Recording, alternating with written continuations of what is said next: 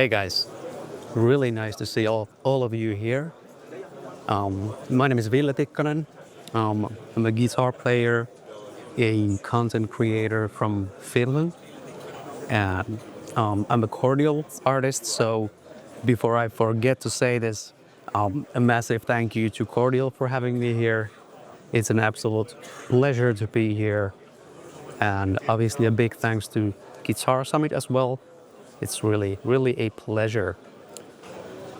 But for those who don't know who I am and what I do, I basically post videos on Instagram and make music and basically making these original proggy, genty riff ideas that has kind of become my thing where I post my riff ideas to the Instagram on a regular basis and people can learn everything what I do. I share tabs for everything, and it's been amazing to see like how many people have been learning my stuff over the years. And I'm also an artist for Mayones guitars and Bernacle pickups and Hesu amps and quite a few more brands.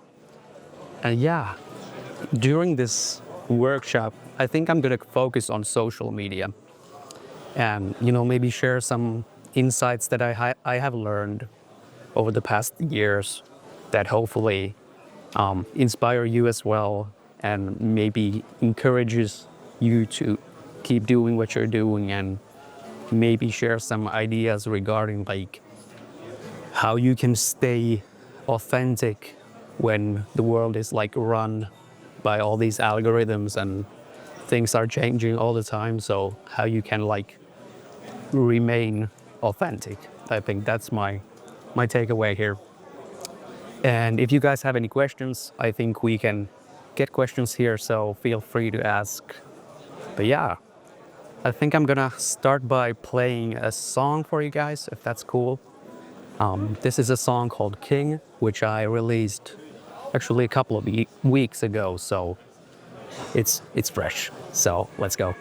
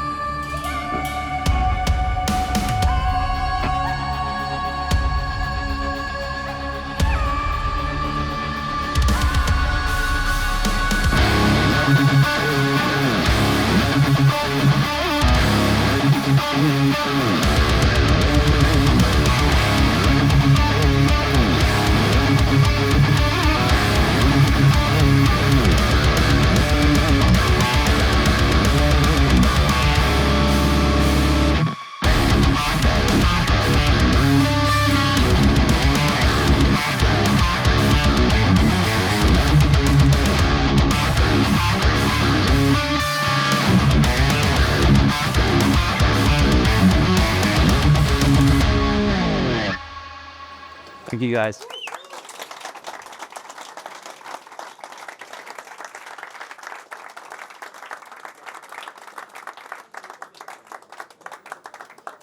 Yeah, so that was a new song from me, and I'm gonna kind of go back in time a little bit, and I started making videos around, I guess, like 2016, 2015.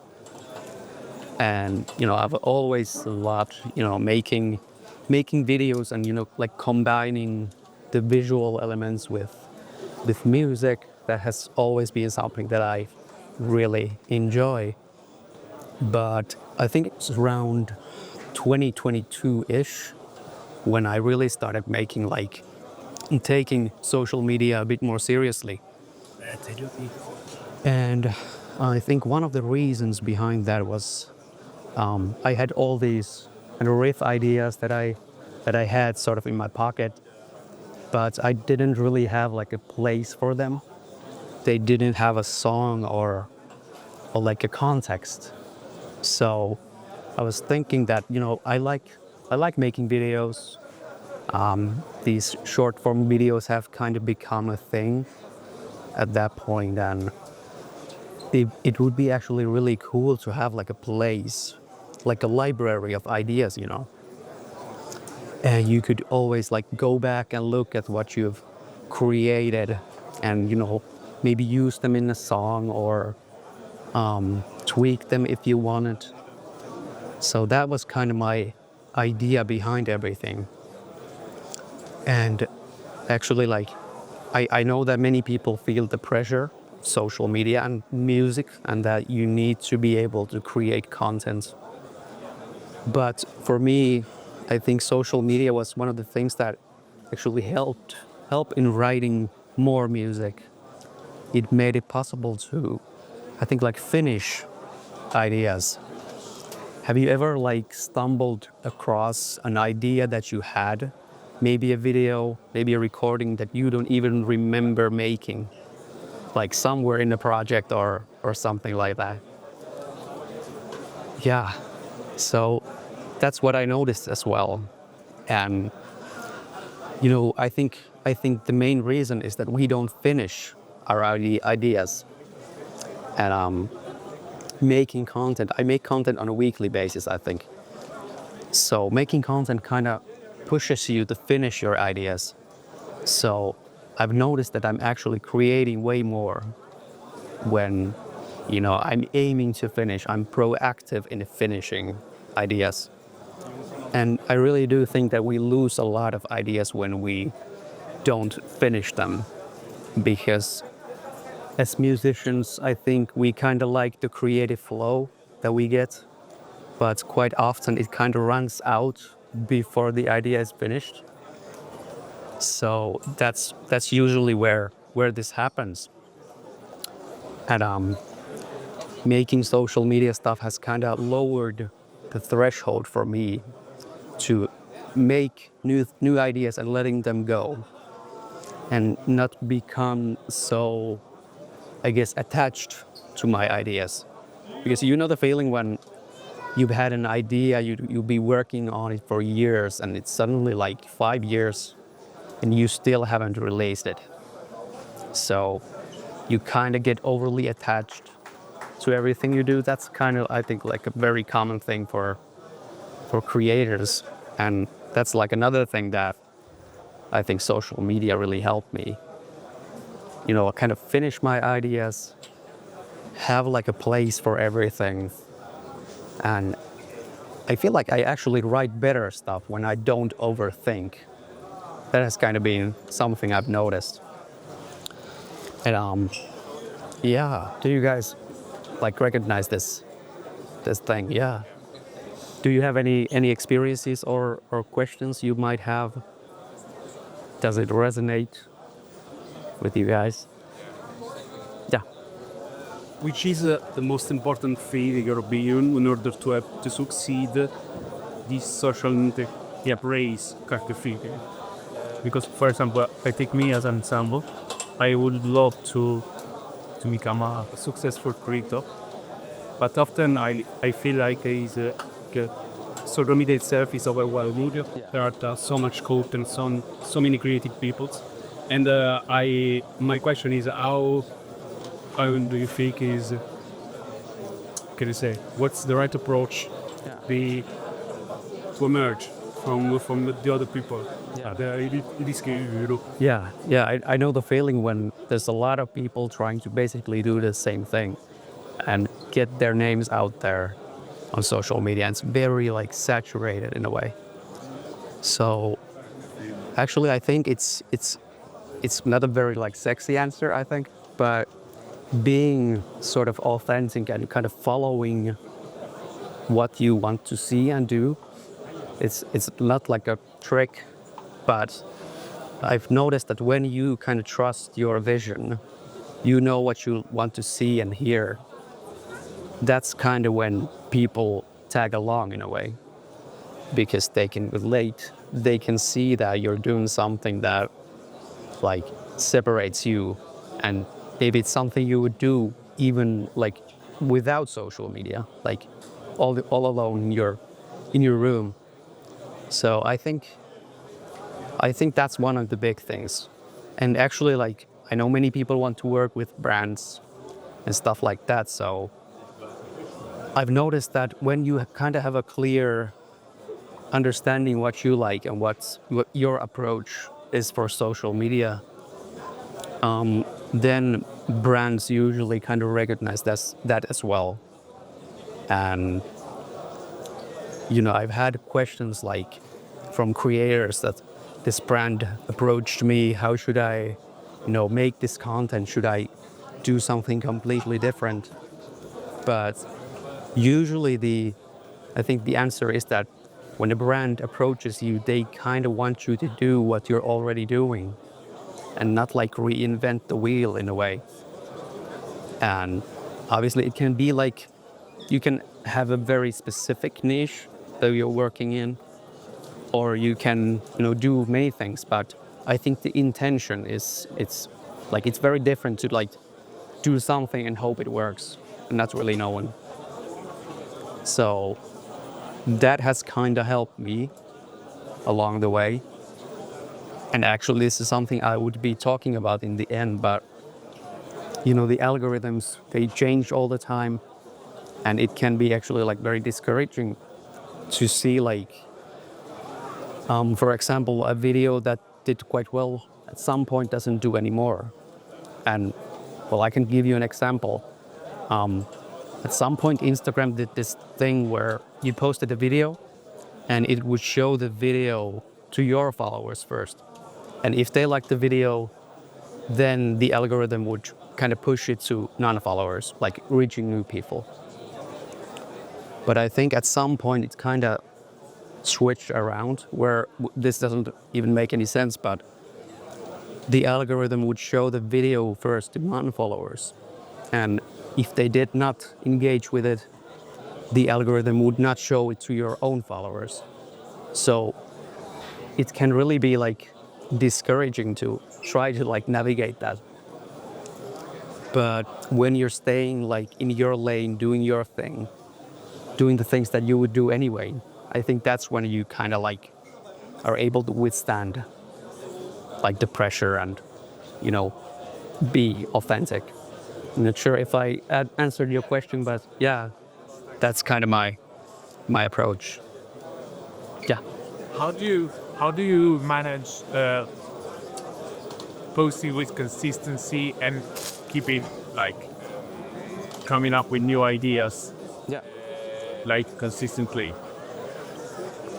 So what he asked is, how do I keep coming up with new original ideas while posting consistently?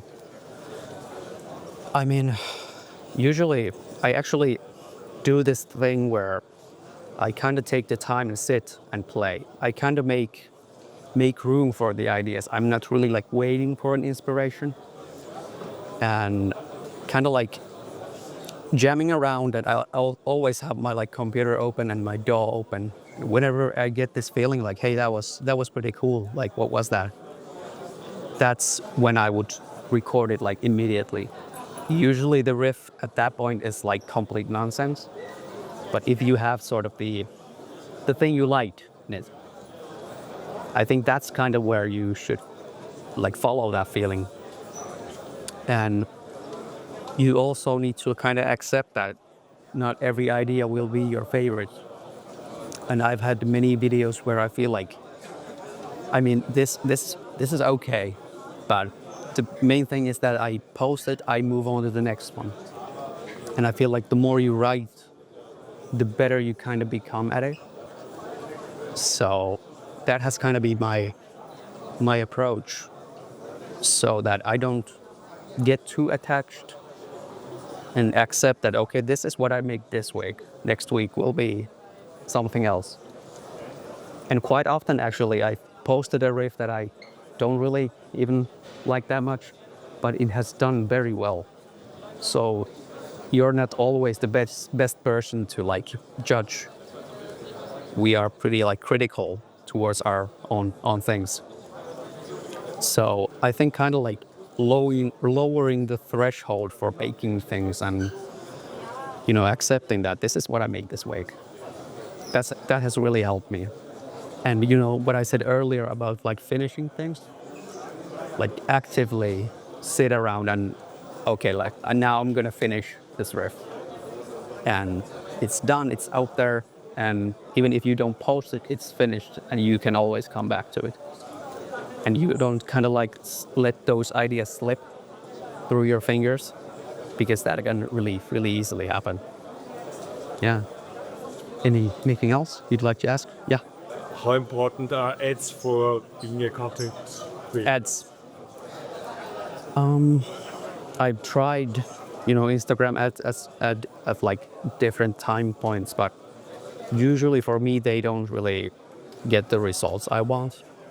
And I've kind of taken the approach that I don't really like use ads. But that's whole another thing, like the ad system kind of updates at certain points and kind of changes. So it's really hard to say like how it might work for someone else. But I haven't really got any like big results. It's usually like wasting money for me at least. But that's a whole nother thing, like how you target your ads and things like that. But for me, it hasn't really been too successful actually. Anything else? Yeah. I know that the algorithms in general pays attention to some concepts like SEO, the caption of the post, textual content in general. How do you approach writing textual concepts, textual content, for example, a caption? And if you pay attention for those kind of things, or you always keep your authenticity at first place? Yeah. Do you study how can you say, the perfect caption in order to push Instagram to force Instagram to push to users? Yeah. So how do I like write my captions and kind of perfect them in a way that they would work to push my videos to other people? Usually I keep my captions really like casual. The one thing that I always do is I tag the brands that I use on the video, so that has helped me. But I think like hashtags don't seem to matter anymore. It's like I feel like the algorithm kind of knows already what the video is about. You don't really need to tell the algorithm that it has a guitar. It knows it. So, and on the other hand, I think hashtags have shifted into keywords, like how to play guitar, like stuff like that. So I've tried those things, but I haven't found too much like help. It's really a mystery to me sometimes, like how, because some videos do very well without anything, and I'm sure you guys come across these videos that has like 1K likes that has no like caption at all. So it may not matter, but I think it's like trying and seeing what works. Yeah. You said you started to do professionally kind of like around 2022. Since then, has the growth of your account, has it been rather linear, or has it been like flat for a while, and then some videos that do like a lot, and others that don't do anything, or has it been like going up the whole time, the same pace? Yeah, so what he asked is, has my growth on Instagram being like fully linear, like one step at a time? Or has there been like these low points or stale points? I think there was a peak. I think many people have the peak at some point where they get a lot of followers maybe. And I had one peak or a couple of peaks in the beginning. But after that, it has been kind of, I'd say, very stable. And it might be related to the algorithm changes. Like I've noticed that I've reposted some of the earlier videos and they don't really do anything anymore. But I'd say it has been steady, but once you kind of zoom in, you notice that it's not very kind of depends on the time. I feel like 2022 was the time where certain things could really take off really easily. And this is just me talking out loud, but it's hard to say. Yeah. Anything else? Yeah. Do you write down your tabs?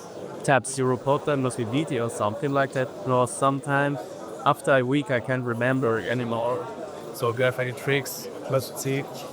Yeah. What I usually do is I make guitar tabs usually right after the video is done, usually before it's out, because it's kind of my thing to share the tabs as well, and they're always free, so I do them while I remember the riff, so that helps me. It's a combination. It's a combination. Yeah. Them and share it. Yes. So when a video comes out, the tabs are already available. That has been my thing, and it has helped me a lot as well, because I don't have to like remember in a way, you know? And I use Guitar Pros so you can listen back your riff, and yeah, that's what I usually do. Anything else you guys might have? Do you use a Guitar Pro? Guitar Pro, yes, that's what I use. Yeah. Cool. I think we could play at least one more song.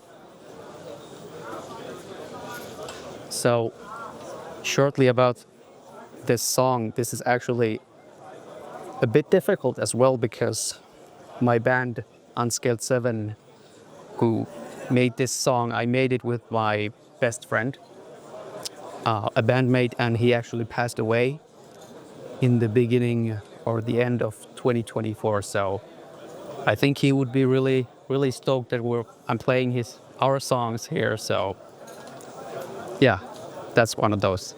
Yeah, let's go.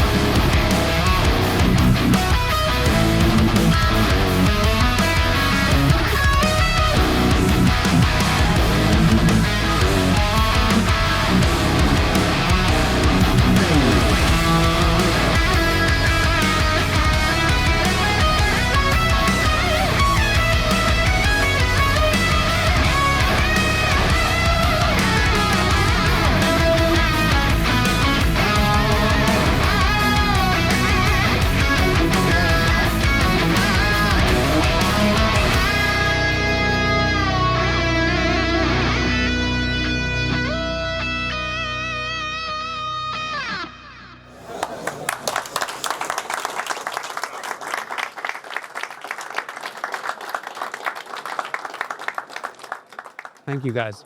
So, yeah, that was one of our songs called Emergency Bliss. And yeah, it feels good to play them, but somehow very late. It's weird. Yeah, really happy to play for you guys. Do you have any more questions, like about my gear or? How much music theory is in your second language? Yeah, music theory. Yeah, there's really none, I'd say. And I'm fully like self-taught guitar player. I've been playing around 19 years now. But I had some couple of like solo lessons at some point, but I don't really have like a theoretical background. So, yeah. Yeah. Uh, how do you like to hold, like it's maybe a stupid question, but how do you like to hold a beat? I see it's like very close to your head because it's like very accurate, like Yeah. the way you play it. It's I usually just use these fingers here. Yeah. And what I usually do is I anchor my pinky on the pickup. But usually it's just like I'm not sure if it's like a basic Yeah. style of picking, but kind of allows me to have that very articulate picking style, and because it really affects the tone as well. Like yeah. I guess it's a bit similar to like John Brown, in a way. Yeah, the down picker. Yeah, exactly. But it's something that has developed over the years, and I do a lot of like metronome playing that really helps, and especially with the down picking stuff. Yeah, kind of like to keep it relaxed, but at the same time like precise. Yeah. Like anything else you guys might ask? Yeah.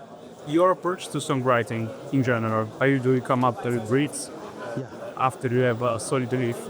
How do you write to express up trance bass? Honestly, it's easy. Yeah. So Go first. yeah. So how do I compose basically? Yeah. If I start from the riff side of things, I'm always thinking about the drums. That's kind of the leading thing, I'd say. I'm always thinking the groove, even though I usually post videos without any drums. But the groove is something I think about like beforehand. And usually if I change something in a riff, it might be the groove. I usually try out different tempos, kind of like how it would work. But that's kind of I'd say, one of the most important things for me.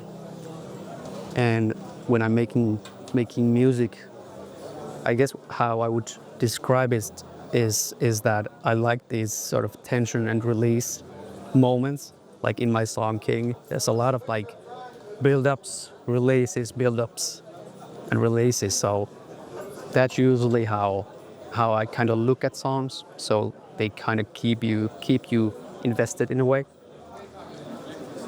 But creating riffs, usually they are very like chord based. I usually have some kind of chord progression that I follow and kind of, utilize separate notes and chords and trying to utilize every string. That's what I usually go for. But in the end, it's always about what the song needs. I don't really want to get technical just to be technical. And yeah, that's usually how I look at it. But yeah, I usually tend to go for very like technical stuff, but it's always about the song, I think. Yeah, I could actually talk a little bit about what I'm playing today. So this one is a Mayonnaise Duvel Elite Forever 6. And the Forever comes from the Evertune bridge, which is really awesome. I tuned this guitar in Finland, and I have not tuned it after coming here. So it saves a lot of trouble. And with the Evertune bridge, the recording side of things, it's so easy. That's what I like about it.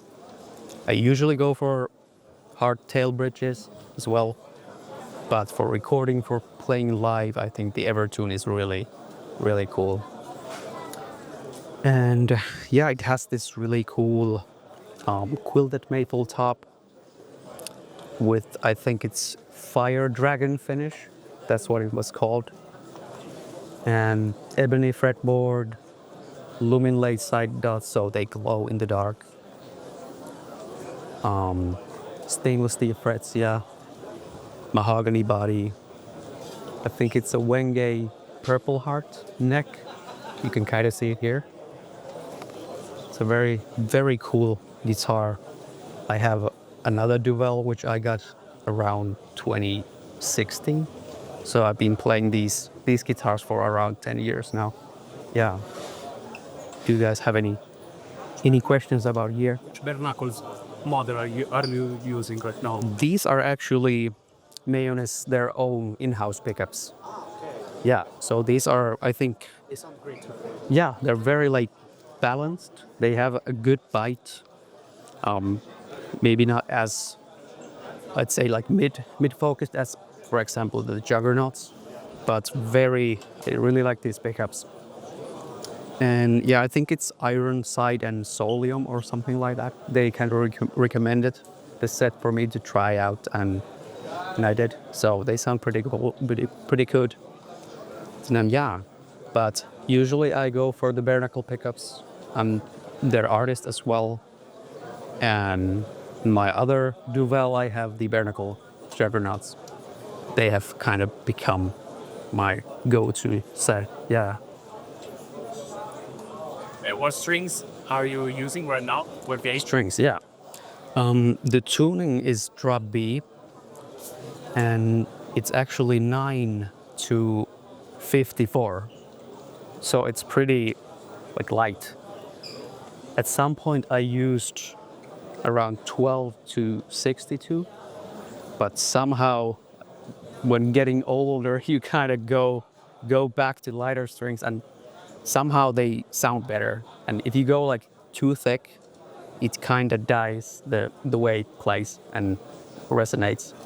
So, and with the Evertune it kind of works. So, but nowadays I can't go for very light strings, and I like the ease of playing, especially the high strings.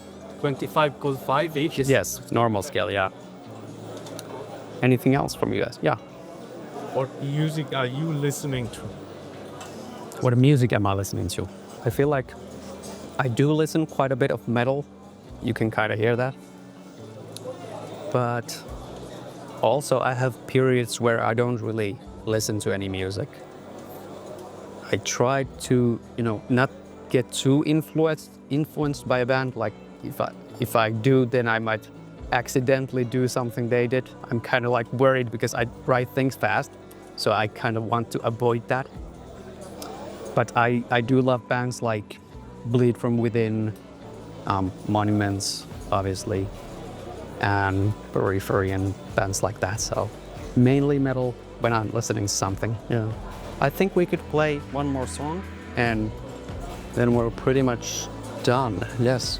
This is also a song from my band Unscaled 7, and this is also a track we wrote together, and this especially has like a very special meaning to me, so hope you guys enjoy this.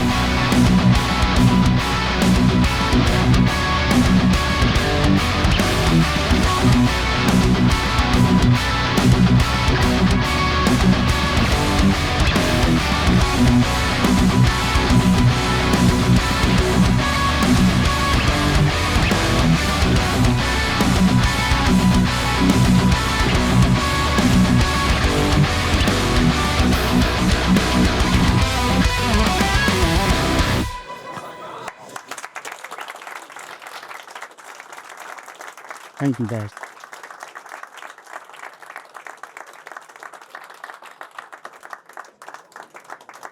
So we have a few more minutes. Do you guys have any questions that you'd like to ask? Anything? Where is your band stuff available?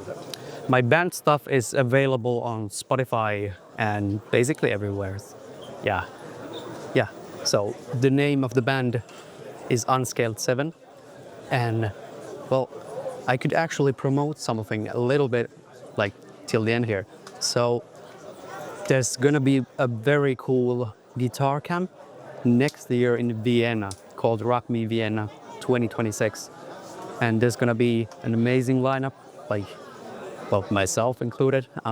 Herman Lee is hosting the event, Angel Vivaldi, Lily Brush, many cool names. So it's a very cool guitar camp experience.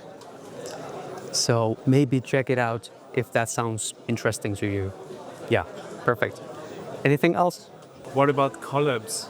Collabs Collabs, collaboration with other artists. with other. Finding something. You mean what I do? Yeah. Yeah. Well, I collaborate quite a bit, especially with brands. That's what I basically do. And I've been very lucky to collaborate with mini amp brands, guitar brands, pedal brands. I just love the gear side of things as well. I'm sure most of you do as well. But yeah, I do love collaborations. I do collabs here and there with other artists.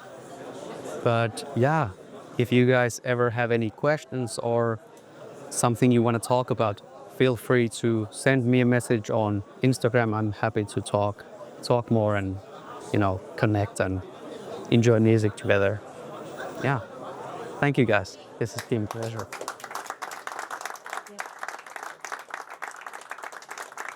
Yes.